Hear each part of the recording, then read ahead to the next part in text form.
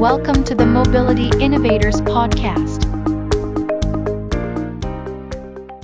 Hello, everyone. I'm so happy to welcome all listeners from around the world to the Mobility Innovators Podcast. I'm your host, Jaspal Singh. Mobility Innovator Podcast invite key innovators in the transportation and logistics sector to share their thought about the key changes in the sector, about their work, and what is their forecast for the future.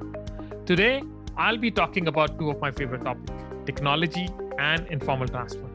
Our today's guest is a real hustler.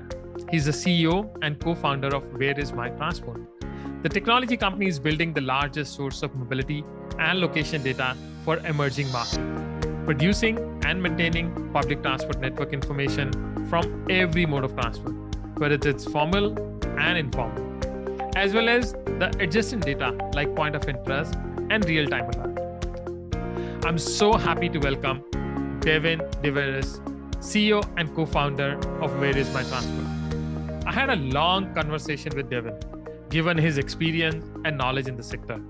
So we decided to break this episode into two parts. It's now time to listen and learn.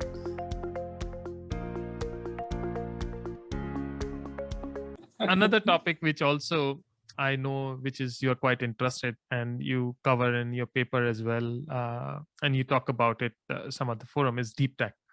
And Deeptech is growing trend and will definitely bring a wave of innovation. We are already seeing use of artificial intelligence, machine learning, automation in mobility and all.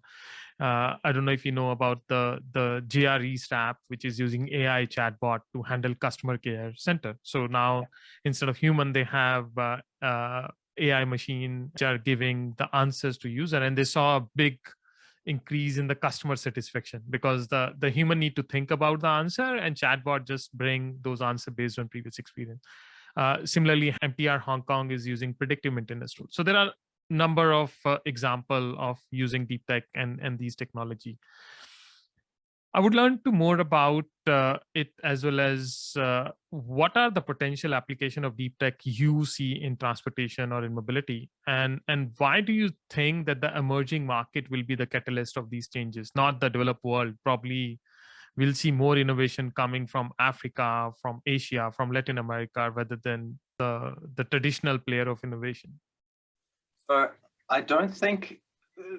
I would say I would change the question. I don't think that emerging markets are going to be the catalyst. I would reframe that to, it's more that deep tech will have unique applications in every market, including emerging markets. And I think emerging markets have some very unique character traits, such as the informality, such as the high level of decentralization that is intrinsic to many of the products and services that you experience. There is a level of fragmentation that exists within emerging markets that is both a handicap and an advantage. It is both a protection in some senses and something that can be capitalized on for those that understand it. And I think this is also where, for people looking to build businesses within an emerging market context, it's incredibly important to have, if not the founders, that are from that place, then to have a very strong sort of team that is building the product, having a deep and learned and lived experience from that place to understand what it is that allows these markets to operate and how they operate, because often people coming from outside make false assumptions that feel like they can rationalize it, but when you actually then go and test on the ground, you realize that you didn't just make one bad assumption, you made a list of bad assumptions chained together. So yeah, I mean, coming back to your point on deep tech, I really do think it has a place in all markets around the world, and different market realities will leverage it differently. And I think in the case of emerging markets, the way it will be able to deeply leverage this deep technology is one, smartphone adoption and internet connectivity are both booming in these markets. So you're starting to have a lot richer data sort of emanating from the communities within this market. And at the end of the day, as I mentioned, information is already unconventional in its fragmented nature. And one of the things that we acknowledge about deep technology is that as humans, we don't always understand how the answer is reached. Actually, this is often the case. However, we're obviously involved in building these systems, in tuning these systems so that the outcomes, outputs, results sort of match to expectation or match to something that is accurate or that brings utility to the user. And I think in this way, given the fragmented nature of the information sources and the data itself within these markets, deep technology really stands to help rationalize that information and turn it into something that is useful to the end user. And this is actually something that we're already applying within the space of how do you produce real-time information in markets where there isn't a central source of information and there is not consistent real-time availability across all the vehicles, all the fleets, all the coaches and carriages.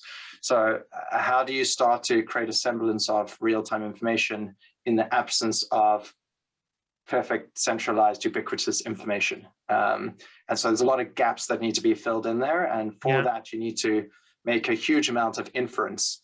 And that's not something that a human can do very well, but it's absolutely something that we have gotten to a place of abstraction within computer programming and sort of computer intelligence that we can start to make inroads in those spaces, even with these large gaps in data, large gaps in information. So I think at the end of the day, all businesses that have technology as some aspect of what allows them to operate and grow should be stepping towards deep tech, because it's an advantage that is there for you to take hold of, and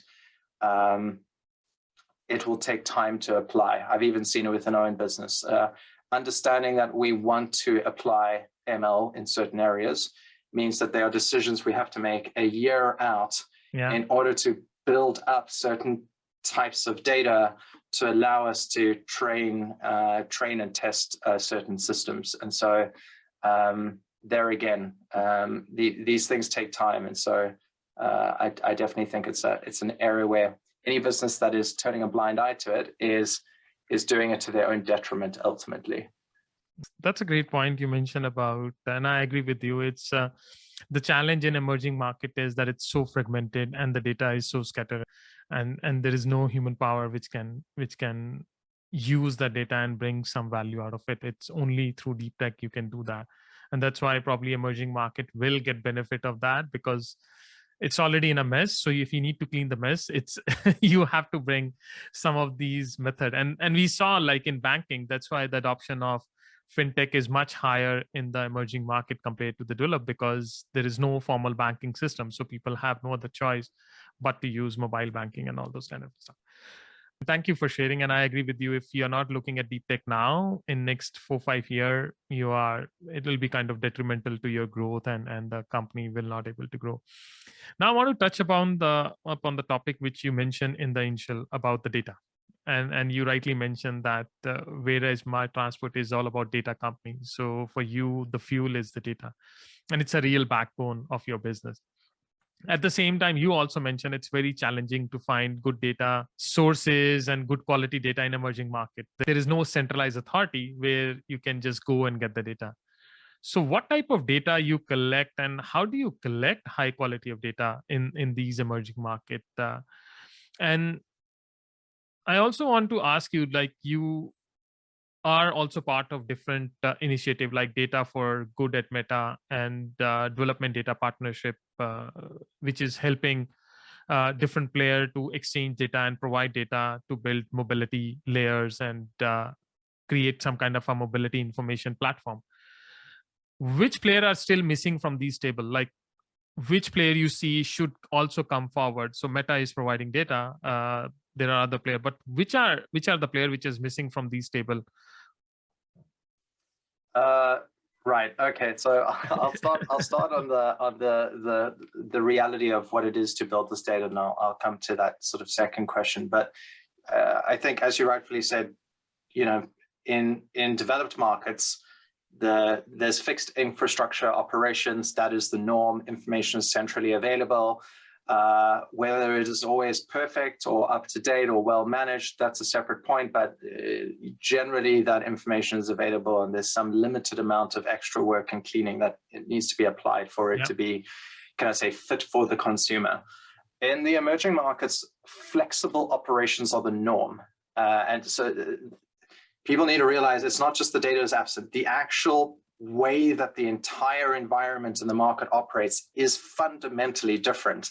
And so this is one of the mistakes that a lot of sort of developed market individuals, organizations, big and small, they make this mistake of going, well, like the laws of nature are the same. I'm like, well, in this case, they're not. And ignoring that is to your detriment. It's not like, oh, you can ignore it and you'll find a way around. It's the nature of the beast is different. And so flexible operations are the norm, and this makes data production more challenging.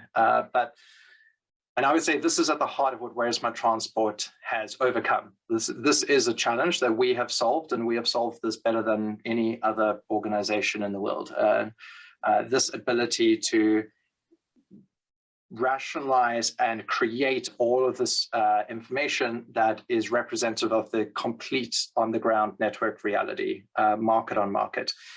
And for us, as you know, that ultimately results in three types of data. So we have the transit data, which is the complete network data. Yeah. We have now got the points of interest data, which is much more centered around hubs of informal economic activity, which, as you would understand, given the majority of the population use public transportation, that economic activity also exists around the public transportation networks, because people don't want to walk too far with the various parcels and goods that they would need to carry, or go too far for the services they may wish to use. And then the last one is the real-time alerts, which I also briefly mentioned a little bit earlier. And at the end of the day, producing all of these data offerings is something that, as a business, we've had to solve, and we've had to solve at scale, and now crossing sort of our 50 cities point on that. But when you think about those three types of data, the transit, the points of interest, and the real time, maybe just helping rationalize how we put all of that together. I mentioned earlier on that this aspect of hyperlocalism is really core to our way of working, and that decentralized on-the-ground operations, how these networks operate. So you have to meet the transportation where it is at. And so we quite literally hire groups of people on the ground that are regular public transport users. They become gig mappers, temporary data collectors for the business. We train them on our proprietary products, which are one, for collecting data in the field, and two, that data is piped to a SaaS web product where that information is both checked through automated and machine processes, but also cross-verified by different human individuals. I think of it as like it's a collaborative product suite for data management. And the principal type of data management we have focused on is transit and points of interest within the emerging market setting. And at the end of that process, we have built this complete view of both transits and points of interest, with the points of interest largely centered around these hubs of economic activity, informal economic activity principally. And then following that, we roll out a real-time alerts process, which is, as I mentioned, a combination of products and people and social listening methodologies, and really building out multiple networks within a market that are essentially informing our systems, if you will. And what that leaves us with is a real-time alert service for road and mobility networks in any market where we wish to boot up a real-time alert service. We then stay in that market, and we continue to operate that service indefinitely. And depending on the SLA we have with the clients that we're licensing the data to, there is a certain agreed rate of refresh that we apply to those various data layers. Principally the transit layer and the POI layer, while the real-time layer is just constant. In terms of some of the partnerships that you mentioned, working with Data for Good, or the development data partnership that is a group of private sector companies that have been engaged with the various development financing institutions, ranging from ADB to OECD to World Bank, etc. It's been really great to see increased awareness of the power of data to do good. I think one of the things that has been a frustration for us, and that we have seen in many parts of the world, and I'm sure you're no stranger to this, is incentives are not aligned in the mobility space to, even though legislation says transit operators, transit agencies must make available the transit data, as would be obvious, because it's the clue is public in public transport. It exists as a subsidized service to serve to the benefit of the public. So why is it so hard to obtain this information? And unfortunately, the incentives are not well aligned, because the subsidized operators don't wish for their services where they are suboptimal to be noticed or to be held accountable to that. So therefore, don't provide the data. And I'm not going to go too deep into that, but essentially the missing actor at the table would be the various transit agencies and operators who have a lot of data that they keep housed away that could be brought to the fore. We have tried to really make inroads and steps towards these various agencies and operators to say, hey, over the years, we've had to find ways to become really proficient at building out these complete data sets, and then also constantly maintaining them and keeping them relevant day on day. Perhaps there are ways we can start to work more closely and collaborate more closely. And so, perhaps that will be something that will come in the future. I think another area that has been, I really appreciate that, what has gone on with the development data partnership has shown an appreciation for companies big and small, recognizing that there are a number of smaller companies that are trying to create positive impact and positive change, but for whom just making data free and open is not something that is afforded to them as an option, because it is not sustainable. And because it's not sustainable, what you would end up doing is creating a momentary change that ultimately drains away. And I'm really a big believer in responsible impact or responsible disruption. We are talking about operating markets where the social fabric is a lot more loosely held, and there is not necessarily the same security net that sits underneath society at large. And so you want to really be responsible at how you disrupt how these much more organic systems operate. And so to that extent, I believe that change needs to be made, but in a responsible manner. And for that to be responsible, it needs to be sustainable. And for it to be sustainable, there has to be this element of for profit in order for it to grow, to have that impact. And I think this is something that we've started to find a meeting in the middle on. Perhaps the thing that is, I wish I knew the answer to how to get around this, but obviously within these large institutions, there is a lot of bureaucracy to prevent fraud or favoritism or abuse of these funds that are essentially in some ways public funds. But at the same time, that really hinders the ability for data to have impact at scale. So it's no longer that, I'll use our business as an example. It's no longer a question of, can the entire world's transit networks be switched on and made visible? Our business could do that today in under 36 months for the entire planet. That is something we can do. We have got the tools, the processes, the methodologies, the people. We have trained systems over 50 cities, and we've got the regional operational model to allow us to basically turn that on and to be able to do that everywhere in a way that no other organization would be able to do it in anything close to that time at that level of quality.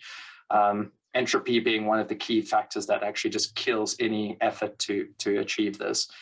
Now, if you were to weigh up what is the cost of us providing that, if we were to be the provider to the collection or the collective of development aid and development financing institutions, governments, and agencies, what would the cost be versus what is the opportunity cost of not doing that? And that's the status quo today. It's not doing it. We are trying to boot up sporadic projects which are centered on, open data principles and open source principles. And I believe in that. I from an ethics morality perspective, I fully support the idea that transportation data should be free and open.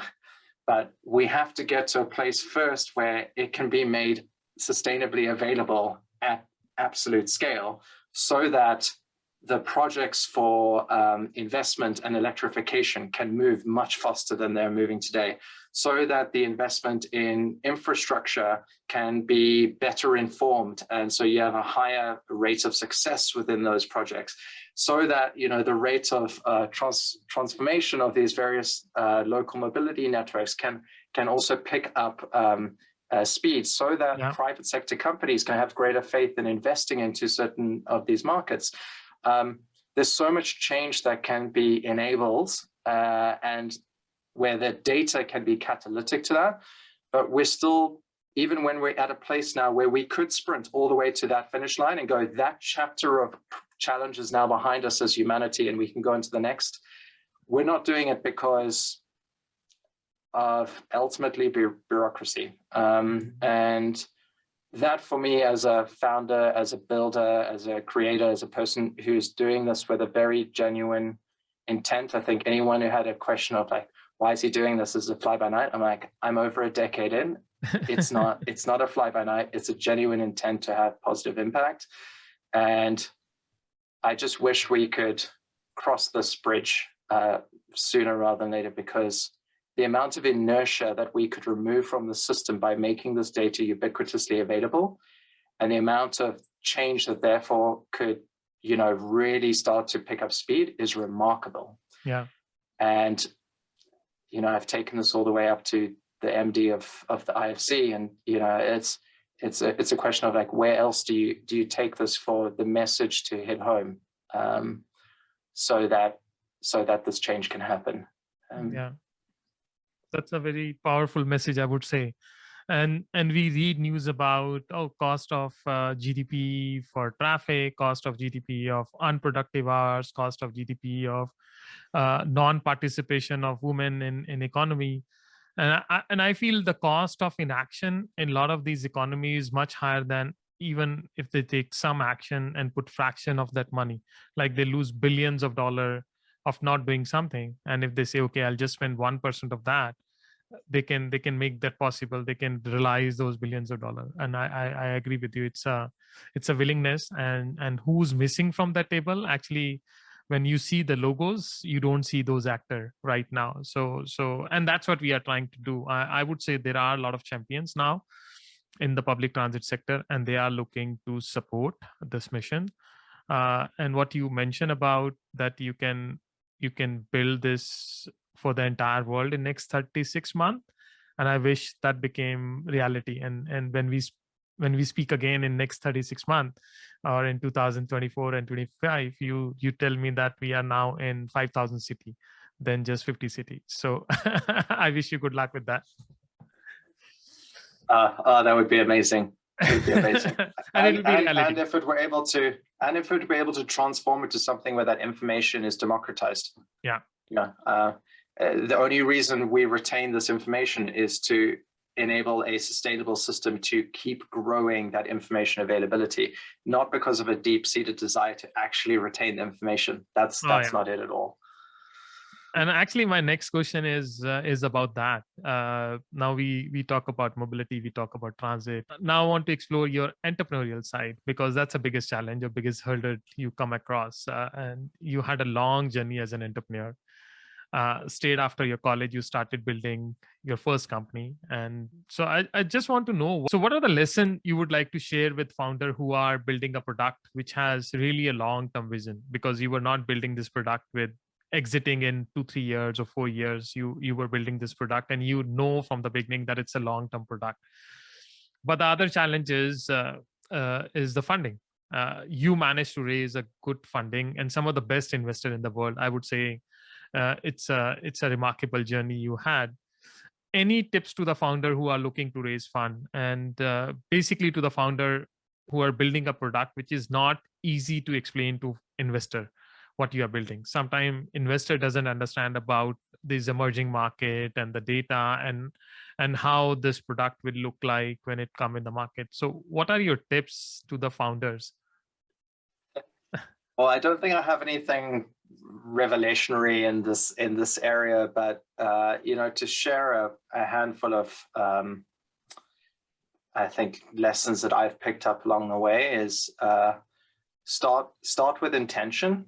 You spoke to realizing it's going to be a long journey. I think a lot of founders don't necessarily start with intention or the recognition that this will be a long and difficult journey, especially, if you need to stay the course. And for that, starting with intention is really key to being able to stay the course. Yeah. I would say also try and find other founders.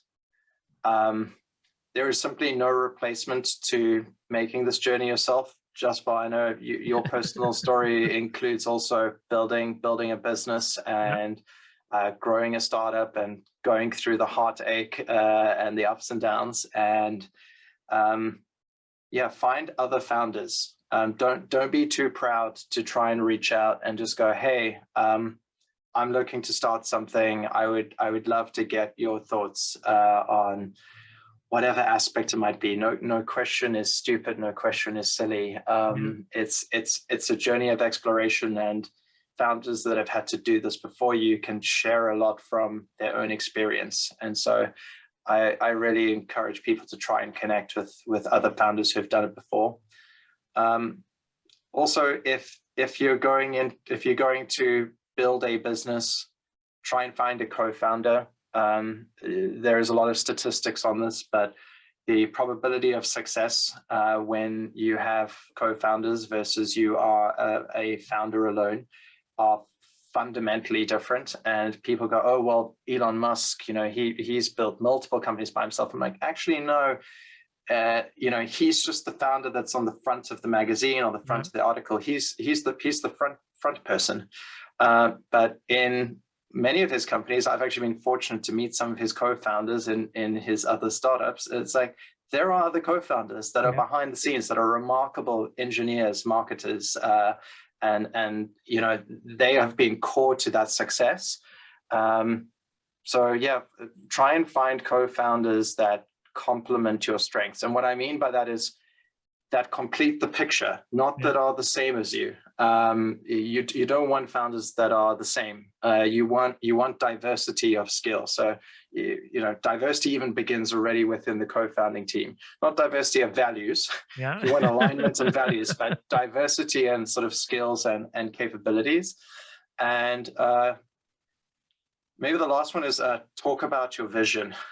Talk about it. Take every opportunity you can to talk about it. Sounding it out really helps you refine it, and having it come out of your mouth is one of the best ways for that to refine and for you to get input. And some founders will be like, oh, I don't want to share it because I don't want somebody to steal my idea. Ideas are a dime a dozen, and it takes a huge amount of effort and grit to run with an idea and then turn that into a business and then scale that. So don't be precious about your ideas. Be willing and ready to share them and to talk through your vision and to sound that out of people that you trust and people that are around you. And yeah, I think those are just some basics. There's nothing, as I said, nothing transformative there, or there's no big surprises, no big reveals. But for people that are just starting out, I think those are really key things to keep in mind as you look, especially if you're a first-time founder. All the points you mentioned are really precious. I would say it's basic, but at the same time, basic is more difficult in today's world because people ignore basics. People want to do something like if you tell them something basic, they will feel like, oh, I know that already, but nobody implemented. And journey of entrepreneur is very long, and I really appreciate to see your journey because you saw ups and downs, but you continue your journey and it's going upward. So I'm so happy to see that it's moving upward and continue to do that. But it's a long journey. A lot of people think that I'll become a founder and within 2-3 years I'll make millions and come out of it. But it's not the reality. You know, it take a village to raise a kid, and it take your whole life to build a company and do something wonderful. So this is my last question now, and you already touched a little bit about it.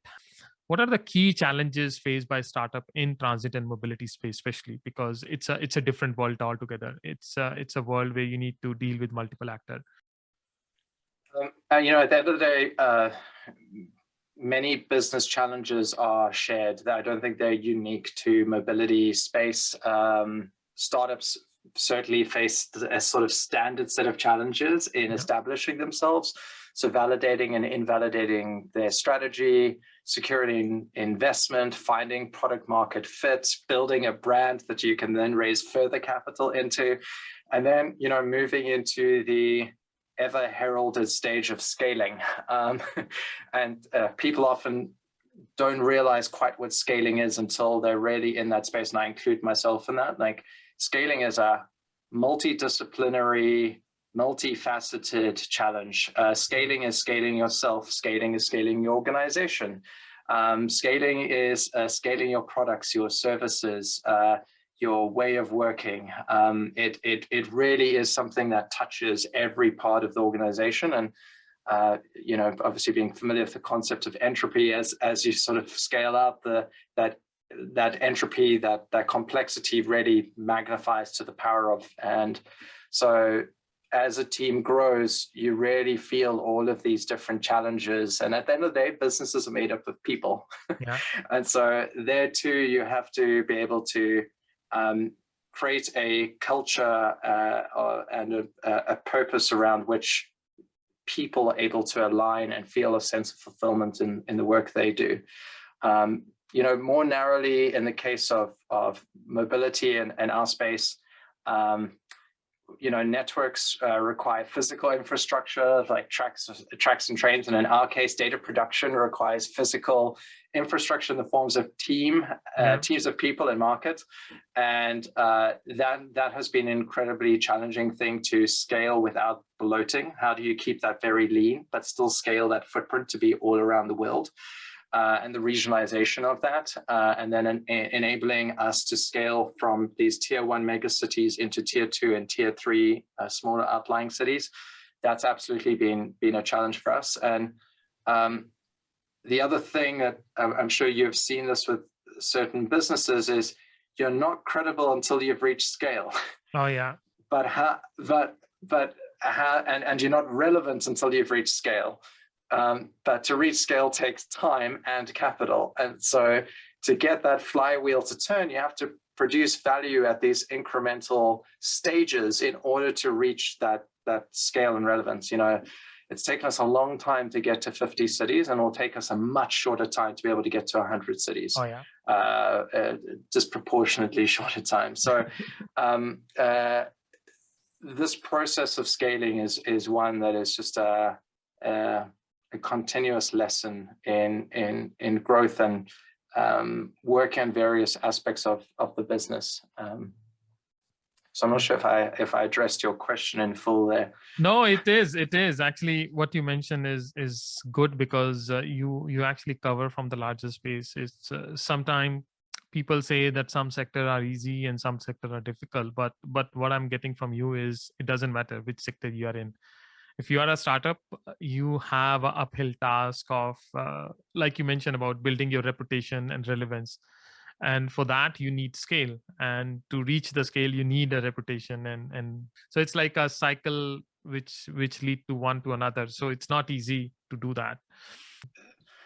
I guess just on that point though, people, yes, you have to start from the ground up, but at least in the space now of mobility and in emerging markets, the good news is for others that are working in the space of mobility and location in emerging markets, they don't need to start from the ground up, because they just need a data partner they can rely on. And in this case, this is where WhereIsMyTransport can fundamentally help get them started, but not from zero, a little bit further along, which, reflecting on right at the beginning of our discussion, the number one inhibitor to us scaling the consumer product, scaling the technology and the platform was the data. And so it's taken us a long time to solve for that. But I believe in solving for that, we can hopefully make an incredible difference to others that are building in the space of location and mobility across these markets.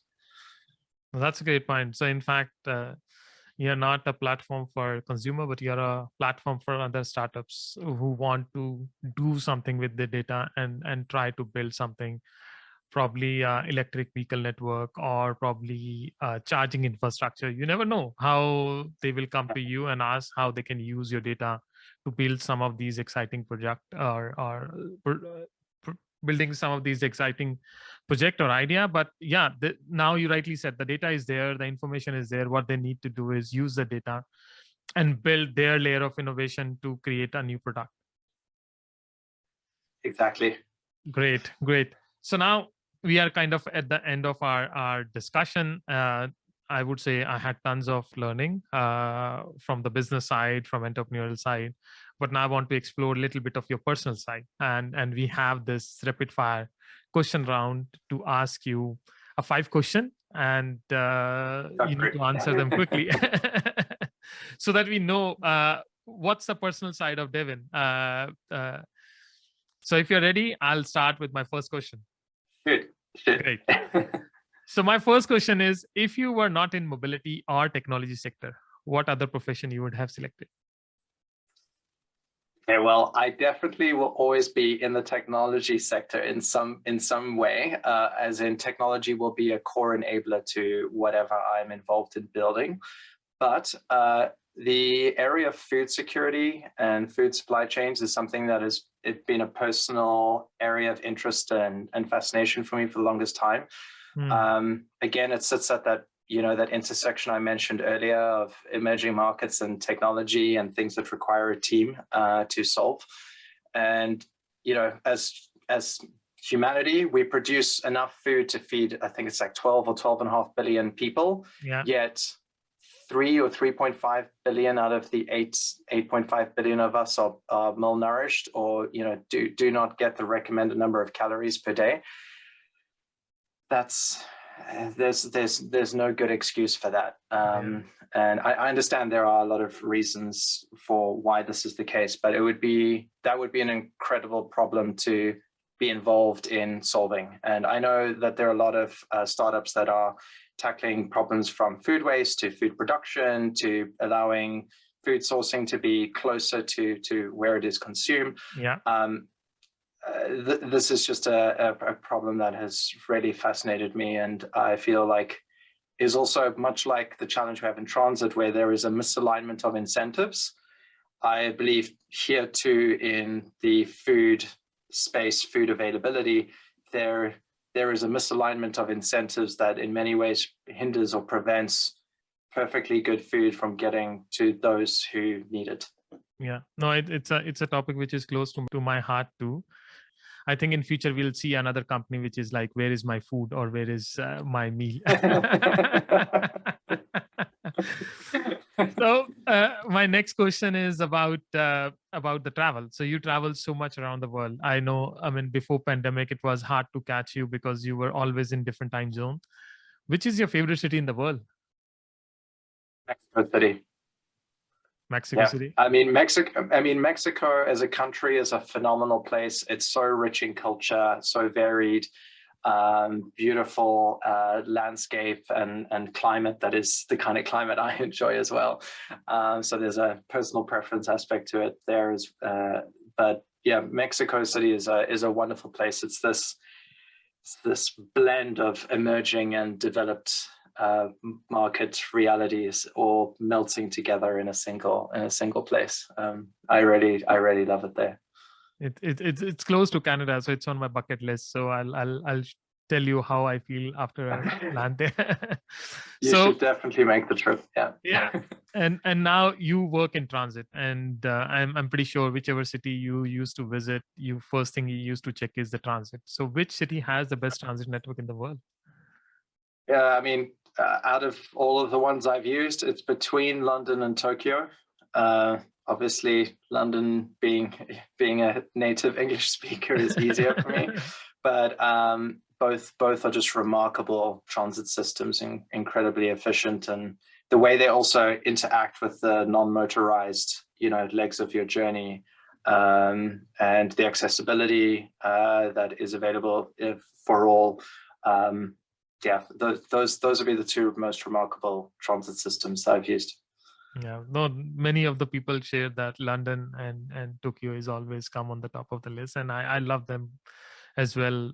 Quite integrated, quite focused, and it's a lifeline of the city.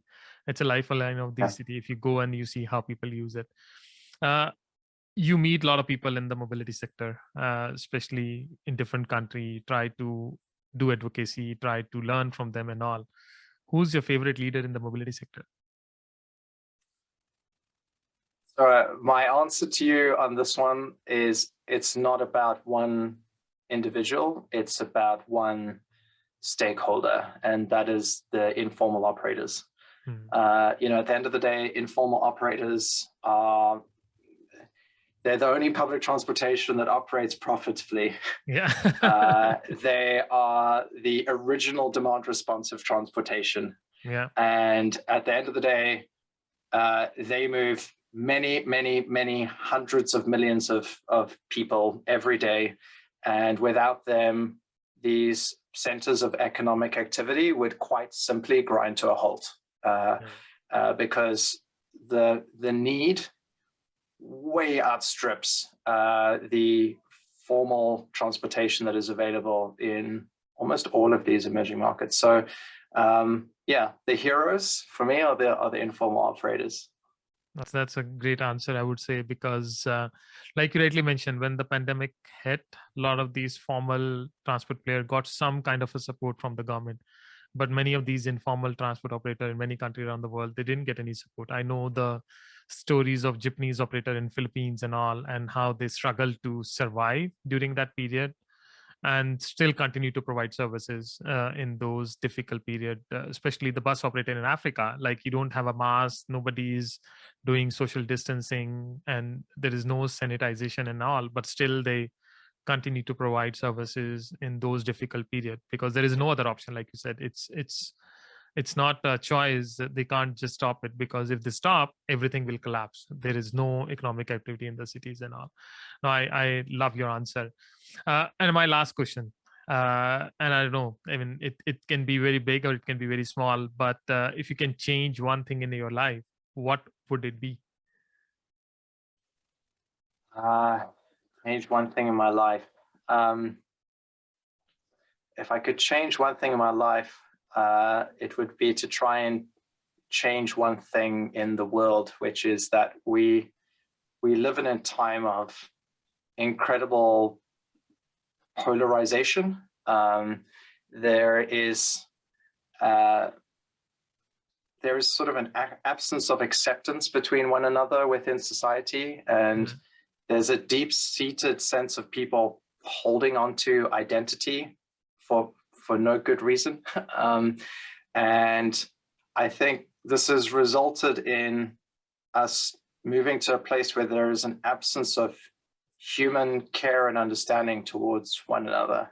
Yeah. And that's not something in my life, but it is something in the lives of us as people, as humanity. And I wish I knew the panacea to that, right? But I think, unfortunately, for better or for worse, technology has been the accelerant actually in this becoming more and more endemic to us as a species. And I do wonder how we could remedy it. What is the cure to all of this? And I don't have any great insightful answer, but if there was a magic wand and something that I could change, it would be allowing people's perspective to go to a place of acceptance and care towards one another. And I think a lot of the ills of the world would be able to be reversed and fixed. I fully agree with you. It's the technology is some way kind of accelerating that polarization and making us more away from the society and collective goods. And everybody is talking about what's good for me and how I can do something and deprive other of that opportunity and all. It should be reversed. Technology should help to bring us more closer, but we are moving away from each other. And I agree. I would also envision a world where everybody is supporting each other and all. Thank you so much, Devin. I mean, I would say you share such a great insight about mobility, your entrepreneurial journey, and the personal side. I love all your answer and learn a lot from this conversation. And like I said, I wish you, when we talk in next 3 years, I will look 5,000 cities mark and the milestone. And no pressure on you, but but that's a milestone we need to achieve. I would love nothing more than to see that global impact be made into reality. So yeah, maybe if there's a listener out there that has the power to unblock some decision-making channel to allow that future to become a reality, that would be very special. No, great. Thank you so much, and I wish you good luck with your journey. Thanks, Jasper. Thanks for taking the time. Thank you for listening to this episode. We will be inviting some other inspiring guests in the coming week. You can subscribe to this podcast online to get the notification for the next episode. If you like this podcast, please don't forget to give us a 5-star rating, as it will help us to spread our message. If you have any feedback or suggestion for this podcast, please do write to us at info@mobility-innovator.com. I look forward to see you next time.